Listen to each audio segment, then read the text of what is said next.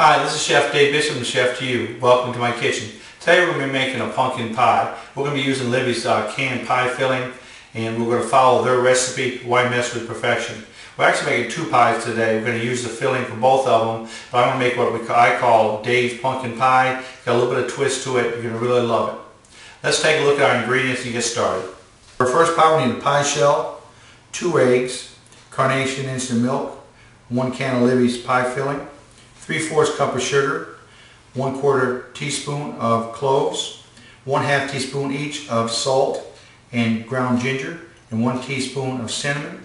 For a second pie, we'll need all these ingredients a second time, and we'll need 1 8-ounce block of cream cheese, 1/2 cup of roasted pecans, and 1/4 cup of powdered sugar. That's going to go in this filling that's going to go on the bottom of that pie. Let's start by adding our spices to our sugar. That's our 1/2 teaspoon of ginger, a 1/2 teaspoon of salt, a 1 teaspoon of cinnamon, and a 1/4 teaspoon of ground cloves. We just stir this up. We're going to set this aside, and we'll start beating our eggs. Let's crack 2 large eggs into a bowl. We will not need a mixer today. We're going to do everything with the whip. Now when it comes to our second pie, we will need a mixer for the cream cheese. Let's beat these eggs really well. Let's go ahead and add our Libby pumpkin filling. Preparation time getting into the shells about 5 minutes. Then we have about 45 minutes to an hour in the oven. We're going to add our sugar and our spices to the pumpkin filling.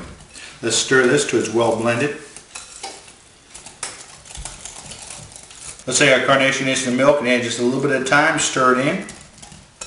My camera person just asked me if this was a custard style pie. Yes, it is. A custard style pie is going to be wet when it goes into an uncooked pie shell, and it's going to tighten up as the eggs cook. It's going to tighten that pie up so it'll be firm when it's done. That's how a custard pie works in the oven. Let's keep adding this milk until we get it all in there and it's all blended well. The filling's been made. Let's go ahead and pour it into the pie shell. Let's get all that in there. Our second pie, we're going to be making a cream cheese bottom to the pie. Let's put our cream cheese in a bowl. Let's take 1/3 cup of powdered sugar. We're going to mix these two together to a nice smooth texture. Let's take our cream cheese and sugar, put it on the bottom of this pie shell. Cream cheese smooth. Now we'll take 1/2 cup of roasted pecans, sprinkle across the cream cheese filling.